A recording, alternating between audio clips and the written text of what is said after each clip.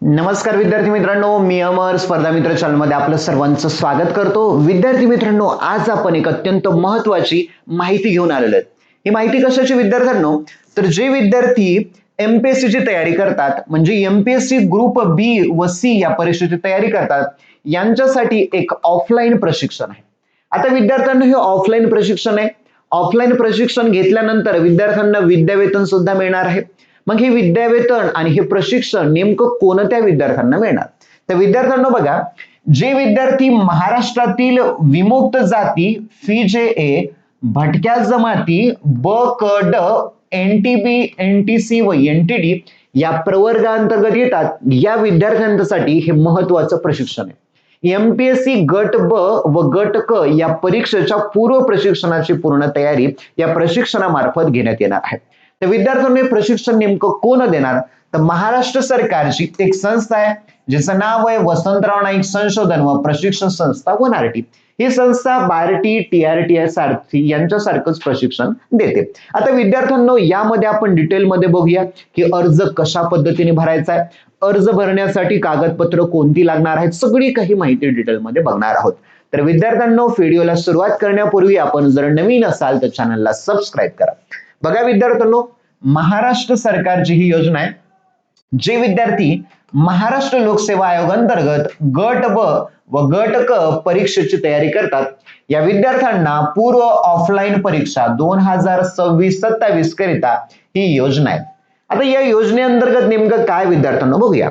महाराष्ट्र राज्यातील विमुक्त जाती भटक्या जमाती या प्रवर्गातील नॉन क्रिमिलियर गटातील विद्यार्थ्यांना वनारटी मार्फत, म्हणजे वसंतराव नाईक संशोधन प्रशिक्षण संस्था या संस्थेमार्फत महाराष्ट्र लोकसेवा आयोग अंतर्गत जी गट ब व गट क ची परीक्षा होती, या परीक्षेसाठी मोफत ऑनलाईन प्रशिक्षण मिळणार आहे।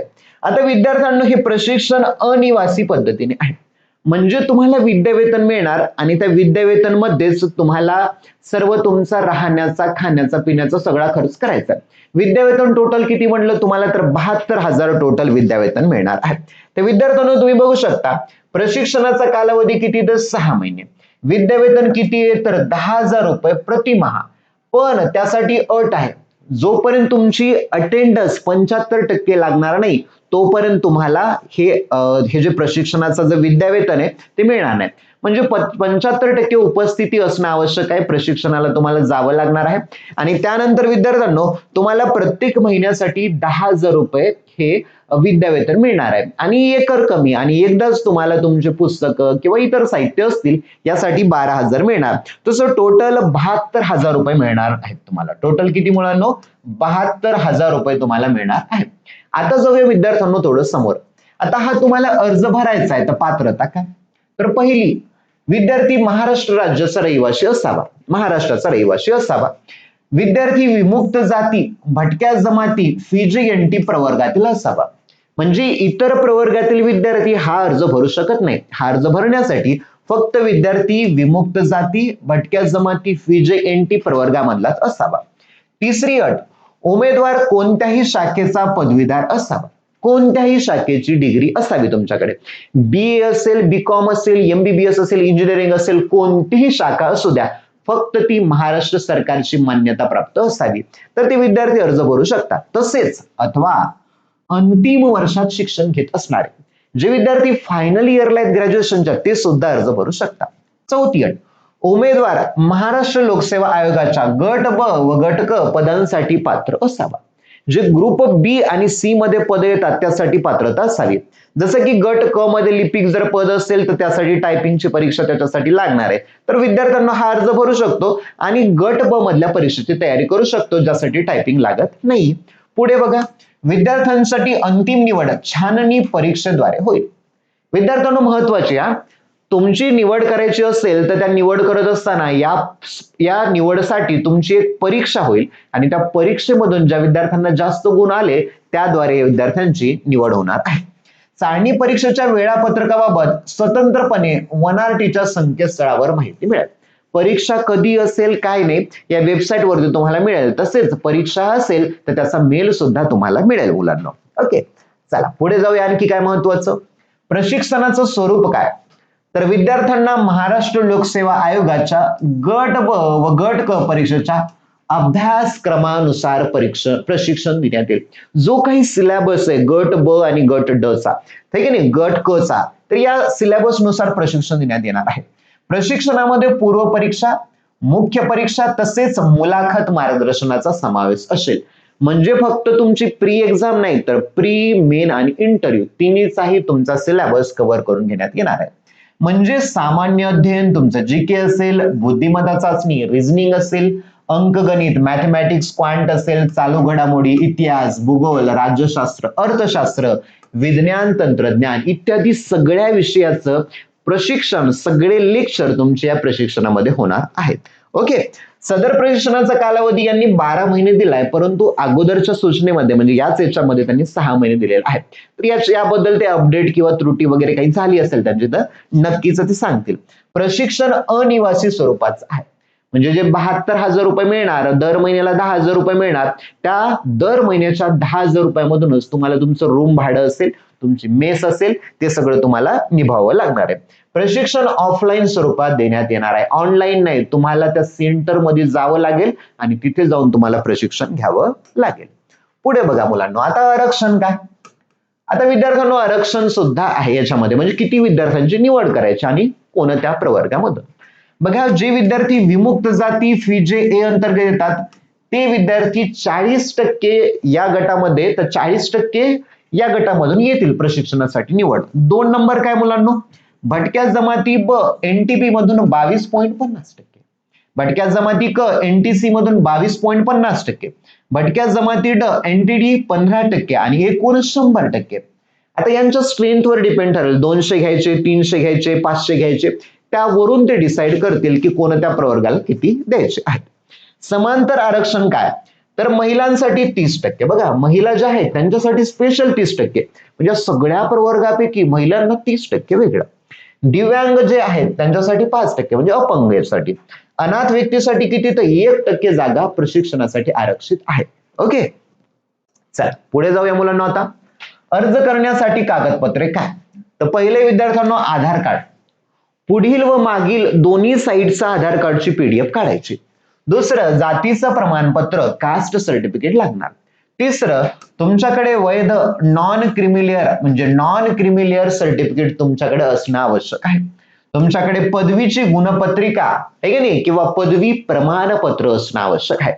तुमची फायनल इयरची मार्क मेमो जो आहे तो असणं आवश्यक आहे. यांनी अशी अट दिली, जे विद्यार्थी फायनल इयरला आहेत ते सुद्धा अर्ज करू शकतात. तर फायनल इयरची तुम्ही प्रत जोडा, त्याला काही अडचण नाही. अनाथ प्रमाणपत्र लागू असल्यास, अनाथ जर असाल तर तुम्ही अपलोड करा.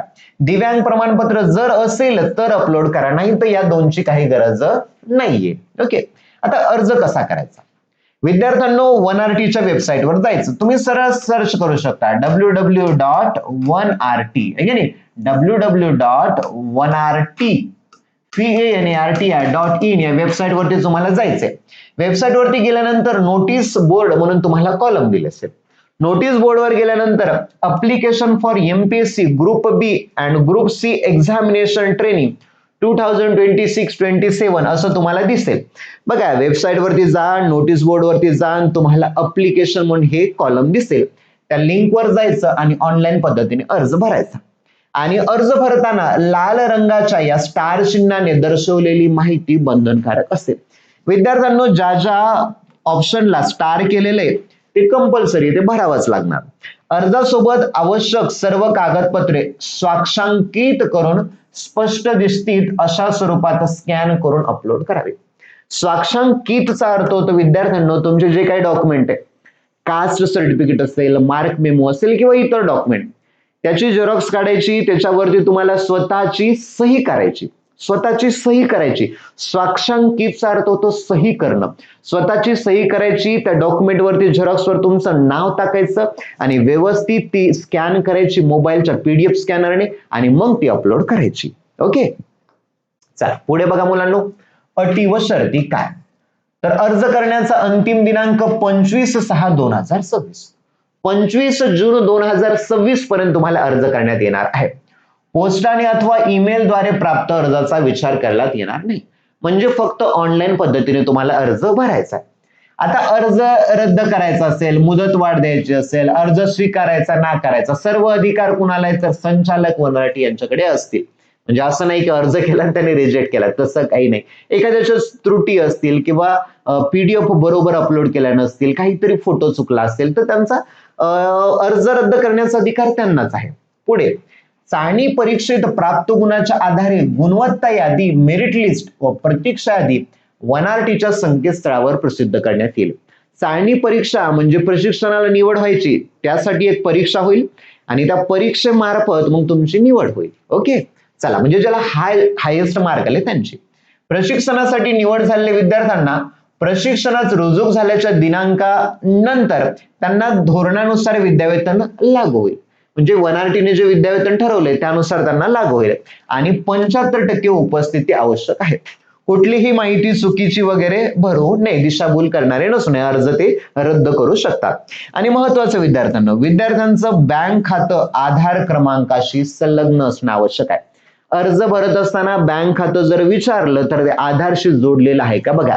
कारण काय होतं, विद्यावेतन मिळतं तुम्हाला, तुम्ही बँकचं अकाउंट सुद्धा देता, पण ते आधारशी संलग्न नसलं तर तुमचे पैसेच जमा होत नाही. मग पैसे जमा होत नाही, मग अडचणी येतात. मग त्यापेक्षा पहिलेच चेक करा आधारशी कनेक्ट आहे का, मग पैसे आपोआप तुमचे जमा होतील. असा केसेस झालेले आहेत विद्यार्थ्यांचे. आधारशी संलग्न नसतं, मग बँक अकाउंट वेगळं असतं, मग परत त्यांचा बँकेमध्ये पैसे जमा होत नाहीत, मग 1 महिन्याचं 2 महिन्यावर पेंडिंग होतं, 3 महिन्यावर होतं. पण त्यामुळे आधीच फॉर्म भरत असताना बघा की आपलं बँक खातं जे द्यायलो ते आधार क्रमांकाशी जोडलं गेलेलं आहे का नाही. ओके, आता विद्यार्थ्यांनो तुम्हाला काही अडचणी असतील तर त्यांच्या वेबसाईटवरती तो एक क्रमांक सुद्धा दिलेला आहे, त्यावर तुम्ही कॉल करू शकता. चला विद्यार्थ्यांनो, येथेच थांबूया आणि महत्वाची सूचना, गरजू विद्यार्थ्यांपर्यंत ही माहिती पोहोचवा. ओके, आणि महत्वाचं चॅनलला लाईक, शेअर आणि सबस्क्राईब करा. येथेच थांबतो. Thank you, bye, take care.